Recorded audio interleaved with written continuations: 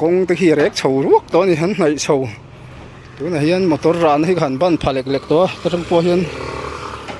hei man lo la chak em to ma vai va kon zo nuai balcony siam na tura kan kal le o voini hi april ni som bathum sa ni som ni palin rin ni chhun lai vel ani o hei ole hei kan muang hian vai va kon balcony siam na hian kan zuk kal le nol maya hei hela hian nan lo thok le na sa to khop mai hei helai te po kan huang hian hei machine kal na kha ni kong aron block tran to ni tu na hian kan huang hian hei rot hian aron dang tran to khu ban ani nu khot ban thu jet mai oma hei motor kong hi tlem te chawin adal han olo chau to ni hoi kan mu hian hei motor on tlan ngwa mai na kina chuanin helai po hi road block anga yanga khi ta zo tlang ate tikhan kual tak tak tlan ni kha ala ron her chuale mai the ni kan mu hian na lo thok sot to em mai a hei helama te kana la kuala ka tu na hi chuanin raw bamual khumi sarang rot kong pui khu an block chi alowa an tlan meka sarang rot kong pui khuanin dar kar chan ve te ni khata hen tum hi ve an la block thina hei kan muang hian a ban hi alen zong te ron la ron tia te na le engom te ka keng lo ba ka an pu te hei na thok vil tu te hian lo om bok si lo nen helai thilan lo ei chol loka alian ani top maya ka soi thiam lo na kina te kan chunga helai ban khur an lai te hei apui khop mai hei helai hung pai pania nan lo thok na sa to le mai eng tin nge he tiang rei lo te chung in helai thian lo khoi man ti te an han ti lang pu don hei khai sang vel ve ku maya lak pa hlom hei lai po hi ban tur khan hi man ni kan ti toi te anga lang kha tu na chon hei lo sei to khop maya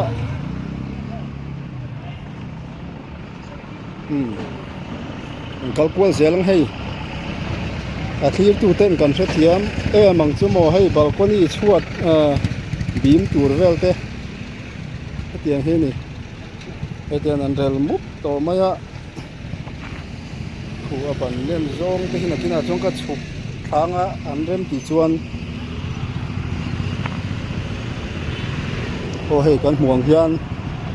so lai mihring kalna son so tuna tlangwali na helta ka son rot aron lor to ban aron tran to ni rot so thing zai lai ta ka son om to maya na kina chon hei kong hi block engmo deu nuwa chon block alangai do ni kan mong hian hei ali thei chula tlan sam sama noi te kan chuk do na ban hi lian khop mai 10 miu ban ania khu 10 miu pipe lian pui pui te kan zuk la do na tha te lai ro ta ten kan zuk kal kwal luk do ni o hei chunga chong ka lu thlave a hei an ban len zong te hi ban kha lian lawang in tia hei alen zong tu ri han hisab taula khap khat khap ni patling khap thum zet ani patling khap thum zet ani an na tho a thadon khopin alanga de tuna hian faklam ni lowin hei an rot man te po hi a so nil nol khop mai hei atuna hian thala kan rem ti nge ti lo po ka helo kan la vele top thina noi te kan lut thave sim simanga tu hen break an ne ya na tho khote aga du to hei sa tiro hei helai an rot ti te hi pui khop mai ban len je hi hei khap thum patling khap thum vel tur ngai te ban an lai na chuk ve shim shim anga lai har sa em boya an lung ma se hei mi pui na an rin dan tam taka chuan a lo mo ma min ma ngan tia chu tiang ni lo tiro hei a sakhat riu lo mo om dan ku lung chang hei mi lei khatiang ver dik tak ani lei min chia ni lo ni a nge mel khop ma hei chunga hen sip miu pai phi alian zit mayoma hei an khoi la nge do na kha e so la son an do ve tro hei ti hian an tho dan chu kan se thia benga rang ma mol kong an tlan hu thu la khan ti hian an block a lei vung hen lo block thina nan thok vel hian a chuanin rang ma mol kong an han block la khan heng hi an sa ta thina ti khan lir thei khu khai a cha tôi là hiện hay à bìm thì mang đi liền em anh nên là hay bìm lên zong cần một thiên mình hay bìm anh hay khap khát khap nị khap thum khap li don về lên nị bắt thum khap li don về nhá ô hay nán thọc hay lại liền lại ta cả vàng khan à xịt miu pai phi đầu ngay là ta hiện department in lo đâu à hei a lei te kan hmu thiam theinan lung thatak tak vera ni kan hmu thiam ang chu hei na tu na hen break lok an chol ri ni a bim chu alian khop mai a sei zong han te na vel kan ei lem lo tu hen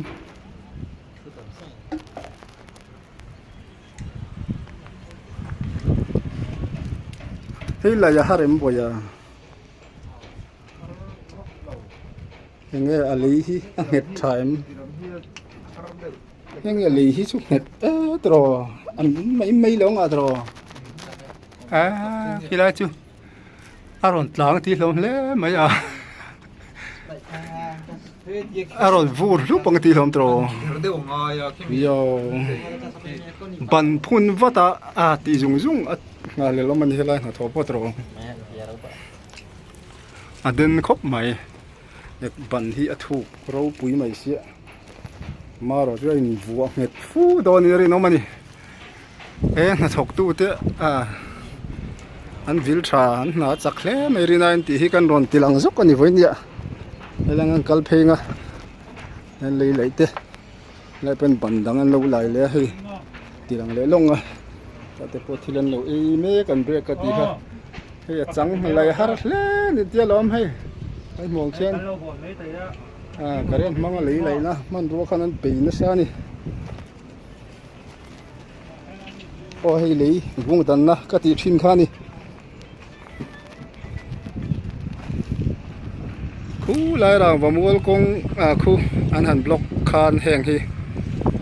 tuna kan hmu me khi ti hian an sa thlave ham hama enge mon ti len block thin lein han ti te po khan eng an lei vung hen sa thla ti khan khu ta khuanin kong thanga khuan traffic te le na thok duty ten lo ma chu chon arang takin in thlasung takin han thian zung thina arei kha kan han ti ma thina mi pui te po khan hei ban len zong hi ka soi thiam lo te na ka keng lem no in chi seng za nge ti te alien nger khop mai pom seng lo na sadon ni patling chuan